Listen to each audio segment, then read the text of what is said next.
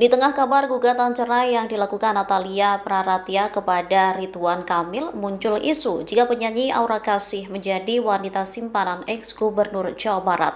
Isu tersebut langsung dibantah oleh pihak Aura Kasih melalui kuasa hukumnya, Yanti Nurdin, pada Rabu 24 Desember 2025. Yanti menyebut jika kliennya merasa sangat terganggu dengan isu yang menyebut dirinya sebagai wanita simpanan Ridwan Kamil.